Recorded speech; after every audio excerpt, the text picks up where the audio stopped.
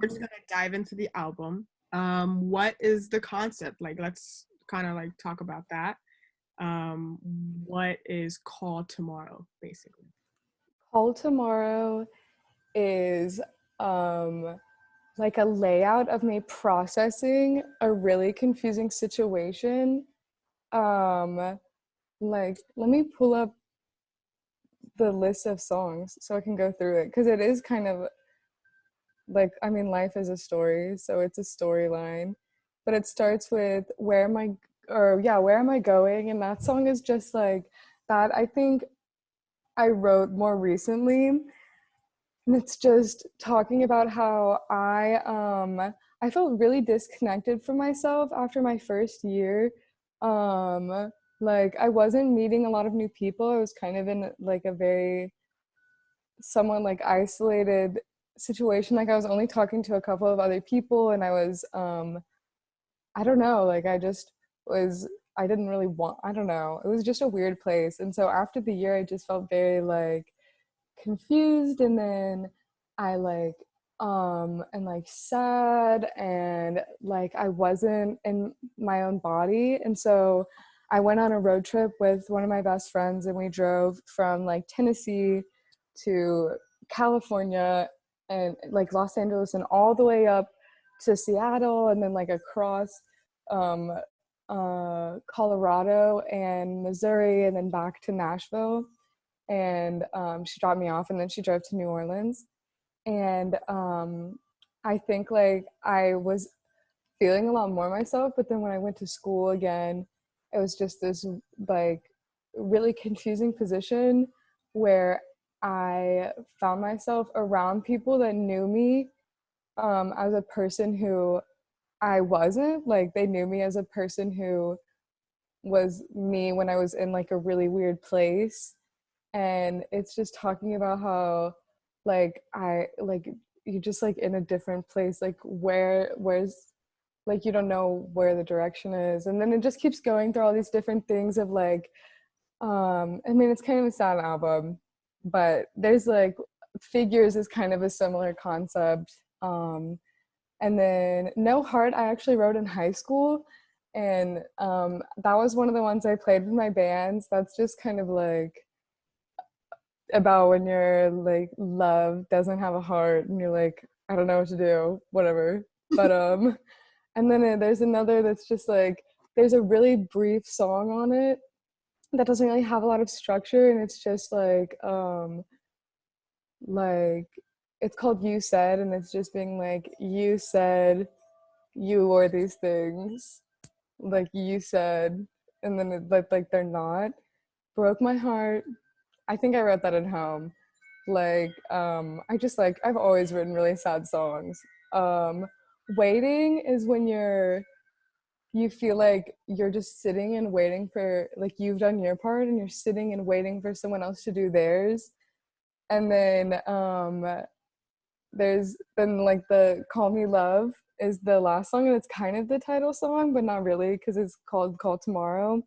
But it's just saying like, call me tomorrow before it's too late. Like the whole album is basically just like I've been like I'm sitting here waiting and waiting and waiting for someone to like actually put effort into both sides of the relationship.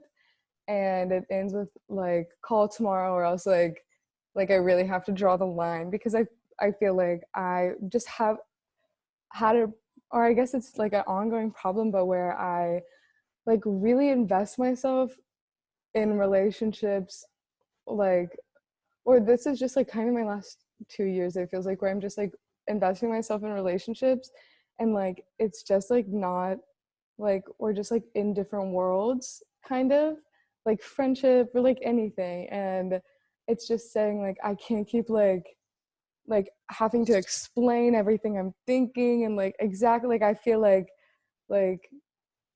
I guess really it's just kind of like me letting go of the feeling of like people not really like seeing me for who I am, or not like putting the effort I need into just like not meeting you both ways. So it's like I really have to draw the line for myself. Like call tomorrow, or like I'm gonna like I really have to let it go, you know? It's like wanting someone to be something they can't be or that they don't want to be.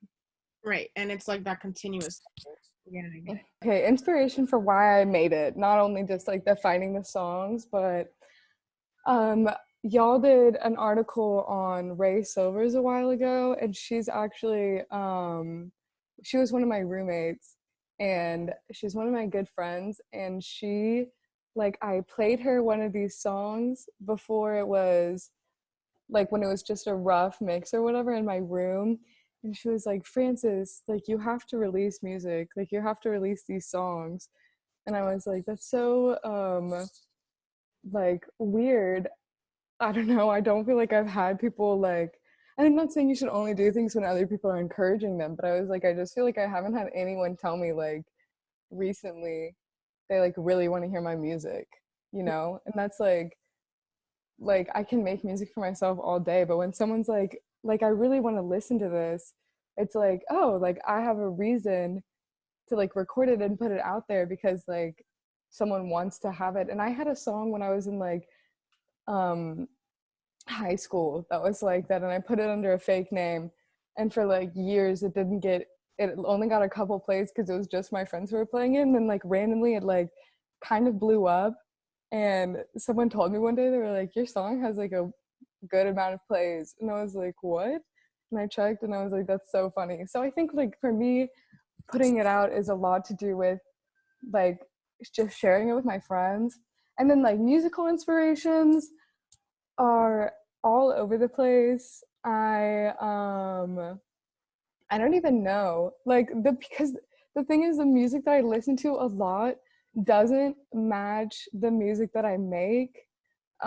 Which has always been weird. Like I listen to so much like Kendrick Lamar and like house music and um like lo-fi like beat music that sounds like white noise but with a beat, and like like that's what I've been listening to a lot of. I listened to For Emma Forever Ago by Bon Iver though, like like a lot. Like I won't listen to it, and my best friend from summer camp, her name is Emma, and so I always like listen to that. I'm like, oh my gosh, because she's always lived in a different state than me, but also like that album for some reason sometimes I just want to hear it, and then I listen to it like 4 times over and I'm like, wow, like that was so good. So I don't know, like those are up there. And the other thing is like last year too, a lot of the music I was listening to was like world music Mm. and like Afro funk